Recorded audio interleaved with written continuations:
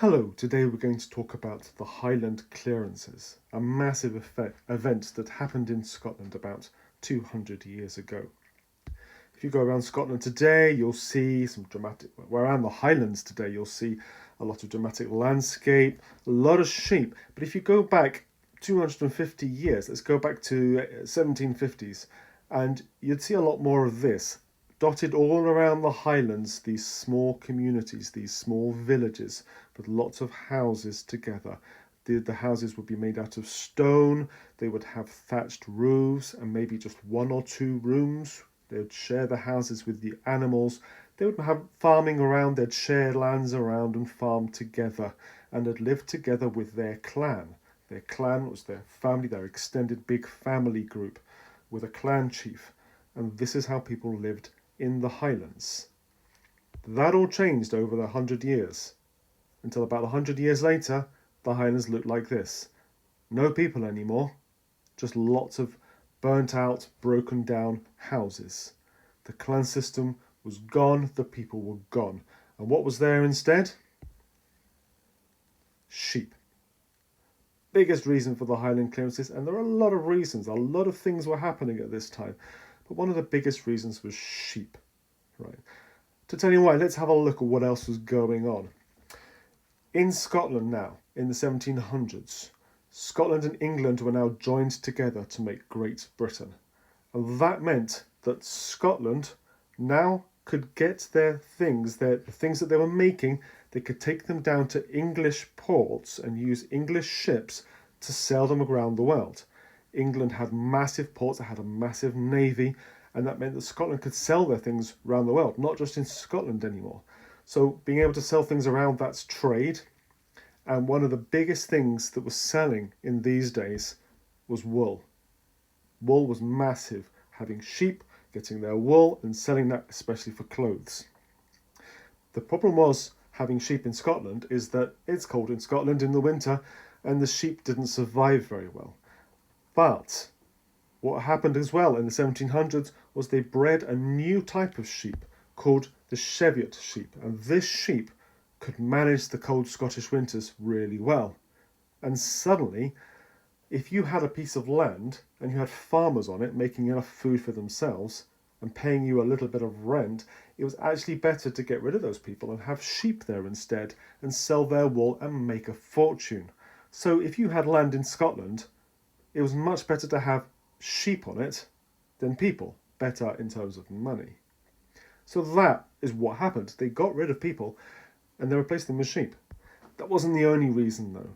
These people here, these are the Jacobites, and they did not like having the king of England, who was also the king of Scotland, they thought was a false king. They thought the Stuarts should still have been kings. And they fought for the Stuart's son, Bonnie Prince Charlie. They had a rebellion, a couple of rebellions. So they fought against an army of English redcoats and Scottish lowlanders. And here are the Highlanders fighting, and they lost. And the king said, we've got to get rid of the clan system. We've got to get rid of these people who support Bonnie Prince Charlie, get rid of the Jacobites. But doing that meant getting rid of this whole clan system. So remember, people lived in clans with a clan chief. And your clan was basically your extended family. And the clan chief would live with you and look after you. And they said, right, how can we destroy this system? They put some new rules in, new laws against it.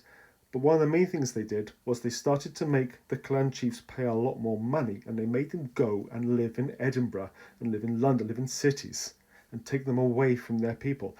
And they stopped being clan chiefs and they started being landowners. So there's a massive difference between you living in your land with your family and looking after them, and you living somewhere like this is London in the 1800s.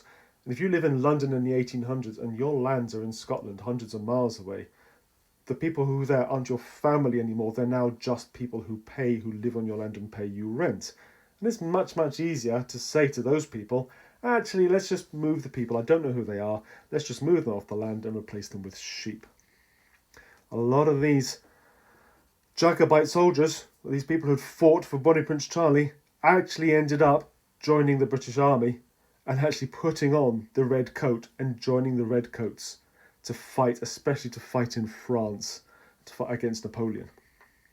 So what we have here is the land changing from full of people living in their clans to being moved away, or going off to the coast, going off to cities, and the highlands being cleared. At first, it was not so rough. You had the people they were asked to leave. They said, "Well, we're not going to renew your lease. You need to go. Here's another industry that you can work in." But as time got on, it got worse and worse. And one of the worst examples of the clearances happened here. This lady, she is the Countess of Sutherland. She lived in this castle, Dunrobin Castle, which is still, that looks like this today. It's up in the north of Scotland. In fact, the Sutherland estates were massive. They were massive, big chunk of the north of Scotland. They still are. In those days, the Countess of Sutherland, she had the biggest amount of land of any person in Europe. And she lived in London. In Dunrobin, but then she went off, like a lot of them, went off to live in London. In fact, a lot of these landowners were living away. By the end of the clearances, you had, out of about 200 landowners, about a quarter of them still lived on the estates. 3/4 of them lived somewhere else in the big cities like Edinburgh or London. And the Countess of Sutherland, who spent most of her time down south, she employed a man called Patrick Seller, and he was in charge of looking after the land, and he was not a nice man. He took the clearances to a whole new level by getting rid of people, by ordering them out of their houses, by setting fire to their houses and burning them down. In fact, by the end of it, if they weren't, he was actually setting fire to their houses with them still in it to get rid of them, for them to move out. He actually got taken to court for this.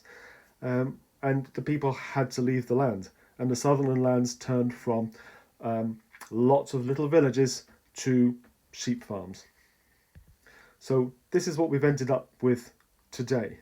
Over those about 100 years, gradually the clan system was destroyed. The people who lived in these villages, they had to leave. First of all, they went to the coast, or they went to the cities. They had to get a job in factories. A lot of them ended up going abroad to Australia, to Canada, to America. In fact, a lot of these people ended up being sheep farmers in Australia. And this is why today, if you go around the Highlands, there's very few people living there now. It's pretty much empty, but you'll still find an awful lot of these old, broken down houses from where they used to live.